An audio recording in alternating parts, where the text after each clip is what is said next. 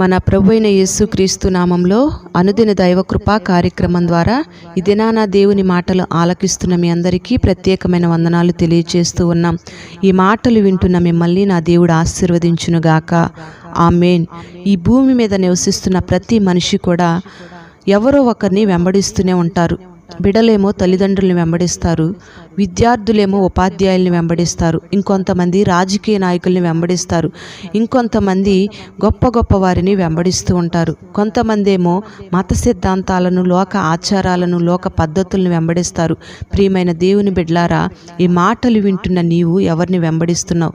నీవు వెంబడించే వ్యక్తి పరిశుద్ధుడై ఉండాలి, సమస్తాన్ని ఎరిగిన వాడై ఉండాలి, అన్ని విషయాలలో కూడా సమర్థుడై ఉండాలి, అన్నిటికీ సరిపోయిన వాడే మన ప్రభువైన యేసుక్రీస్తు. Praise the lord.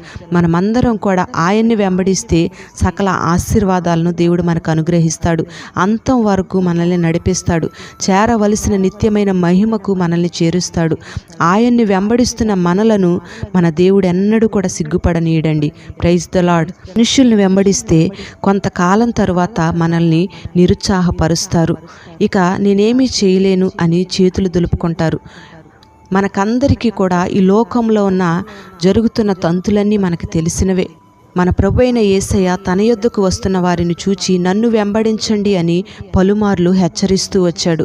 మత్తయి సువార్త 4వ అధ్యాయం 19వ వాక్యంలో సీమోను, ఆంద్రేయ సముద్రంలో వలలు వేయడం చూసి నన్ను వెంబడించండి అని చెప్పినప్పుడు వారు వెంటనే వలలు విడిచిపెట్టి యేసయ్యను వెంబడిస్తూ వచ్చారు. Praise the Lord. మరి మత్తయి సువార్త 4వ అధ్యాయం 19వ వాక్యంలో ఫిలిప్పును చూసి నన్ను వెంబడించు అని పిలుపునిచ్చాడు. మరి ఆయన్ను వెంబడించడం అంటే ఆయన ఆజ్ఞలను అనుసరించడమే. కీర్తనాకారుడు అంటాడు, నా ప్రాణము నిన్ను అంటిపెట్టుకొనుచున్నది అని. Praise the lord. యేసయ్య ఆయన్ని వెంబడించేటప్పుడు కొన్ని విడిచిపెట్టాలి అని వెంబడించిన వారితో చెప్తూ వచ్చాడు.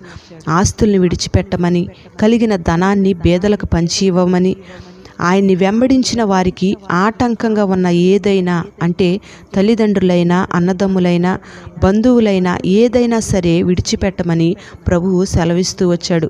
అంటే నీవు ప్రభువు కన్నా దేనిని కూడా ఎక్కువగా ప్రేమించకూడదు. ప్రభువుని విడిచిపెట్టి నువ్వు దేన్ని కూడా వెంబడించకూడదు. ఆయన్ని వెంబడిస్తున్న నీవు శ్రమలు వచ్చినప్పుడు, ఇబ్బందులు వచ్చినప్పుడు, ఈ బాధలు నేను భరించలేను అని యేసయ్యను వెంబడించడం మానేసి, ఆయన ఆజ్ఞలను అనుసరించకుండా, ఆయన కట్టడలను గైకొనకుండా నువ్వు వెనుదిరిగినట్లయితే ఆయన సముఖంలోంచి నిన్ను కొట్టివేస్తాడన్న సంగతి నువ్వు గమనించాలి. పరలోక మహిమలో నిన్ను చేరనీయడు అనే వాస్తవాన్ని నువ్వు గుర్తుపెట్టుకోవాలి. అందుకే ఆయన్ని వెంబడించడం ప్రారంభించిన నీవు ఎన్ని శ్రమలు ఎదురైనా వెనుదిరిగి చూడకుండా అంతము వరకు నువ్వు సాగిపోదువుగాక. ప్రియమైన దేవుని బిడ్డలారా, ఒక దేశాన్ని పరిపాలిస్తున్న హిజ్కియా రాజు యెహోవా దృష్టికి పూర్ణంగా నీతిని అనుసరించి నడుచుకుంటూ ఉన్నాడు. దేవుని యందు ఎంతో విశ్వాసం ఉంచాడు. అతని పూర్వీకులలో అతనితో సమానమైన రాజులు ఎవ్వరూ కూడా లేడు అని పరిశుద్ధ గ్రంథంలో రాయబడి ఉంది. హిజ్కియా రాజు దేవతల యొక్క ఉన్నత స్థలాలను పడగొట్టి విగ్రహాలన్నిటిని కూడా పగలగొట్టాడు. ఇంత గొప్ప హిజ్కియా రాజు యెహోవాను హత్తుకుని జీవించాడు. దేవునిని వెంబడించడంలో ఏమాత్రం వెనుకంజ వేయలేదు అని పరిశుద్ధ గ్రంథంలో హిజ్కియాను గూర్చి రాయబడి ఉంది. Praise the Lord. దేవుడు దైవజనుడైన మోషేకు ఆజ్ఞాపించిన ఆజ్ఞలన్నిటిని కూడా అనుసరిస్తూ నడుచుకుంటూ వచ్చాడు ఈ హిజ్కియా రాజు.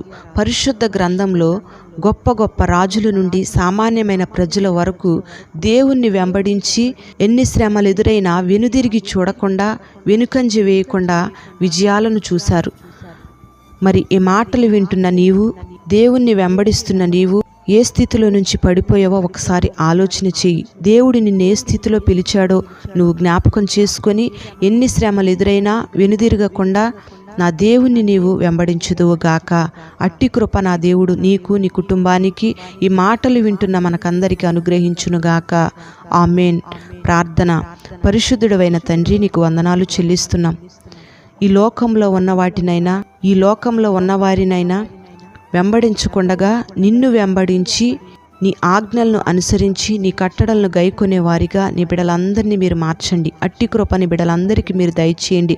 నిన్ను వెంబడిస్తూ ఉండగా ఎన్ని శ్రమలు ఎదురైనా నీ బిడలు వెనుకంజ వేయకుండగా ముందుకు సాగిపోవడానికి మీరు కృప దయచేయండి. ఆ నిత్య మహిమలో ప్రవేశించేంత వరకు నీ బిడలను చేయి విడిచిపెట్టకుండా నడిపించమని ప్రార్థన చేస్తూ ఉన్నాం.